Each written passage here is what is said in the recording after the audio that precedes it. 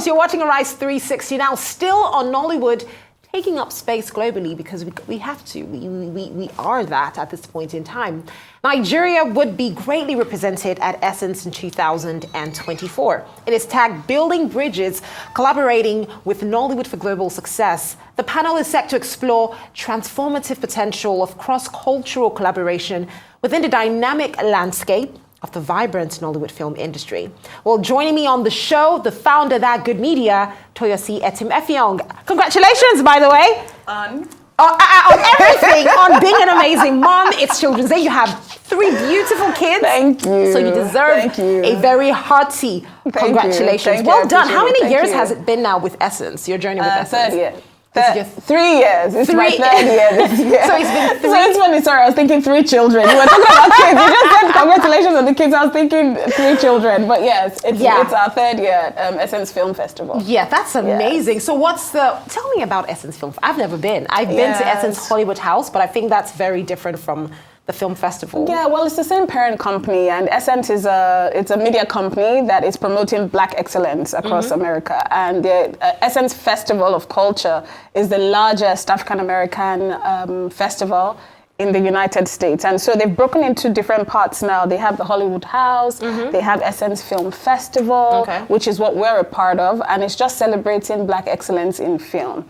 And Nollywood just happened to, I don't want to say we didn't force our way, but we now have a seat at the table, meaning like they are screening our movies, they are speaking to our talents, they're speaking to cast and crew, and they want us to be a part of the film festival. So what does this do? Like, why do they want us to be a part of the film festival? Because as we saw with what happened at Cannes, this is the way you're laughing. I was watching when you were talking about Cannes. No. Like, you know how what I'm trying to say is like basically there's a huge attention on our industry right now. Yes. You know, from the festival, there are so many people at NIFTS who are just curious. In fact, there was a lady who said she got married to a Nigerian because she wants to make a Nigerian film. It's that deep. That's her reason for marriage. I kid you not. She said that she married in Nigeria because she's always wanted to make a Nigerian film. So it's deep. It's very, very deep.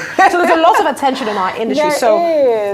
It begs the question, why? What is it that they want to get out of this? There's a lot of attention on Nigeria in general. I think we are doing amazing. I think, from, of course, way back, the oil and gas industry, Nigeria is at the forefront of that. And then now in the creative space, we have fashion, we have Afro beats. Yes, we do. We have Afro beats, and now the film industry is making its way, it's inching its way forward. And I think that's because of the presence of the streamers. You know, they came and they sort of validated our content. They showed the world that this content is worth watching. And when a Black book, for instance, now becomes top 10 across countries that we didn't even know watched us or were interested in us, then it's like telling the world, like, okay, pay attention to these people. So I think Essence has seen that. Essence understands that Nollywood is the 2nd largest film industry in the world, just behind Bollywood, and they want to be a part of it. They don't want to miss out. I'm excited about that. So what's the slate for this year? Like, I know Osas was at Hollywood House. Yes, Osas was at Hollywood House. Yes, Neka, but she's in Hollywood, but she's Nigerian. Yes, I know. So, like, what's your slate? She was on our panel last year. Oh, really? Neka, by the way, was on our panel last year. And Jinaya Sher. We had like this Nollywood panel where we just talked about what collaboration would look like. Because I don't think we've successfully had like that sort of major collaboration that crosses both Nigeria and the United States. We've not really done that. Yes, we've had like cameos, and we've had people like Omotola was in a Hollywood movie, and we've had people from Hollywood in our movies as well. Exactly. But it hasn't really it's not like Afrobeats yet. It's not like you turn on your TV or you're going to the theaters in the United States and you want to watch a Nigerian film and people of different skin tones are lining up to watch it as well. We're not there yet. And so we're just, trying to make that happen. We're trying to get it done. You asked who's going to be there this year. We haven't publicly announced. Oh, when are you going to announce? I'll tell you, one person who was there last year is going to be there this year, and that excites me. Okay, tell me who. Who do you think? No, you don't mention your husband's name. I'll be answering. I'm like, hello? No, my husband, RMD.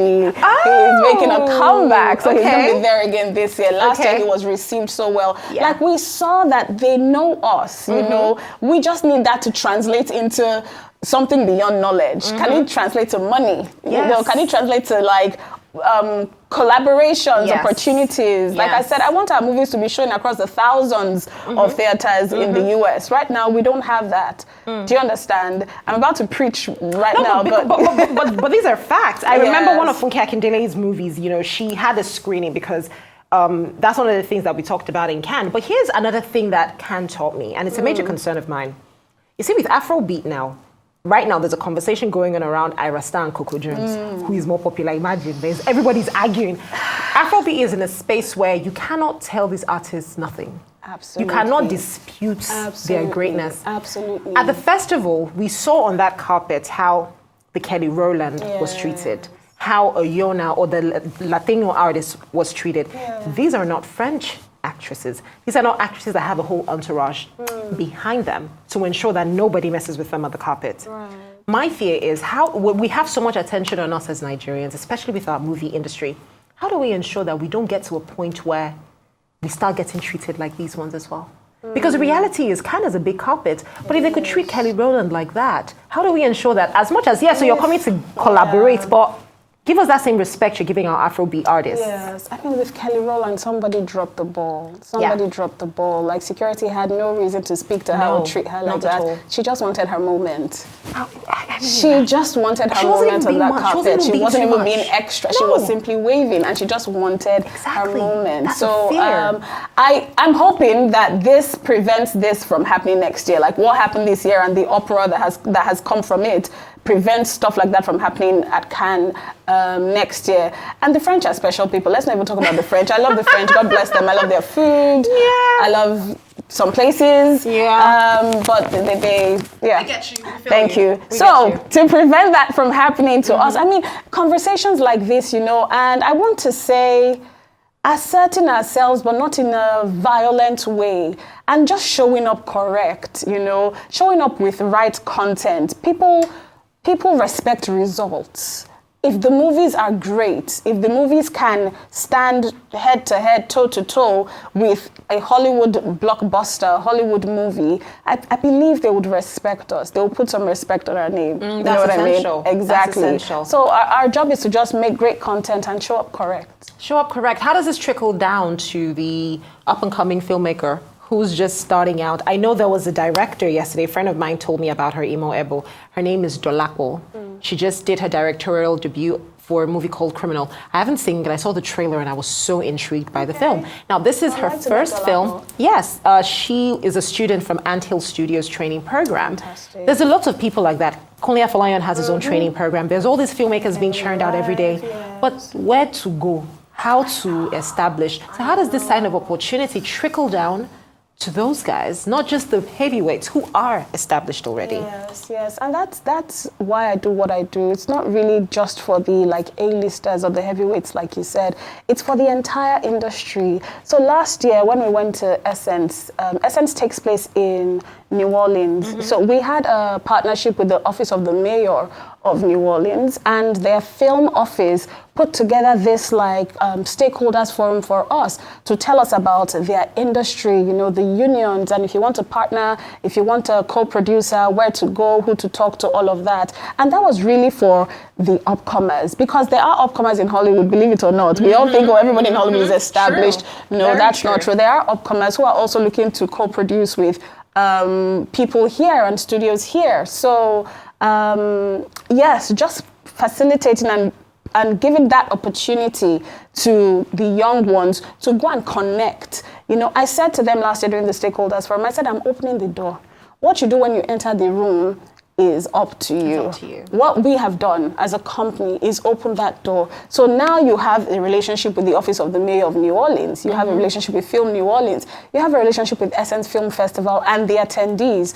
Go there, network, make the right and necessary connections, and do something with it. It's not just a photo op opportunity. Don't go there and be dancing. And be Snapchatting. Don't go there and be dancing and Snapchatting.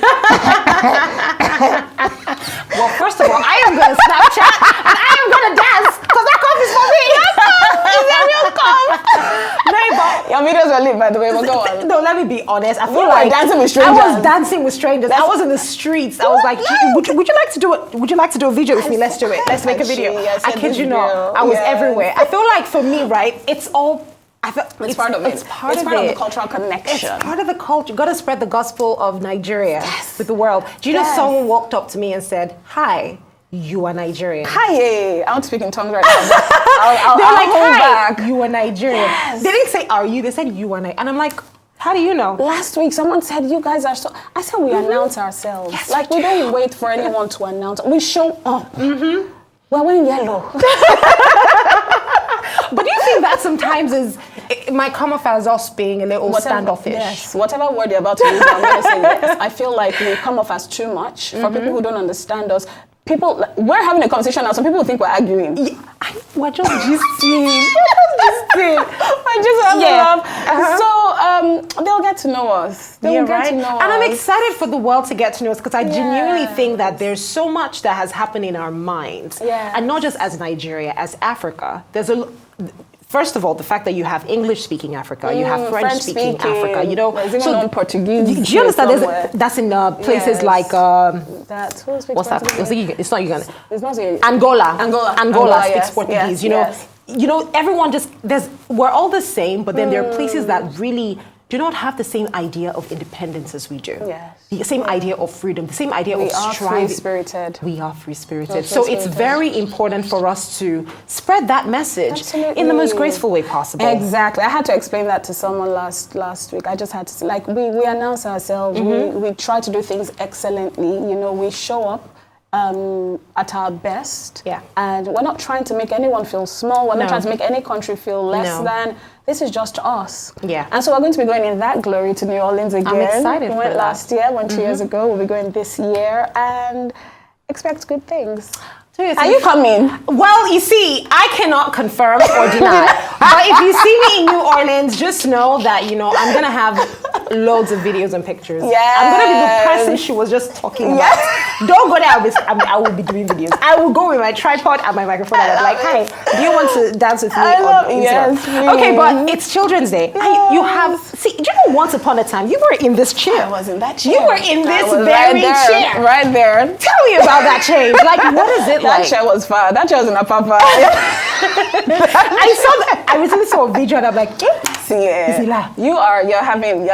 congratulations. Thank you. And I'm so happy at, you know, the fact that you have found. Have you seen this movie, Girls Trip? I have. You know, sometimes you remind me of her. You know, I've forgotten her name. The smallish one. No, you know, the main woman. You know how I will tell you the part. Not Queen Latifah. The one who made it. The one who made it, yes, exactly. Yes. Because there was something she'd always say in that film. I know, it's just right there at the tip of my tongue. You can't have it all. You know, that was the essence of that film. Right. You know, the idea of the movie was this woman cannot have it all. She cannot have the family. She cannot have the career. She must have.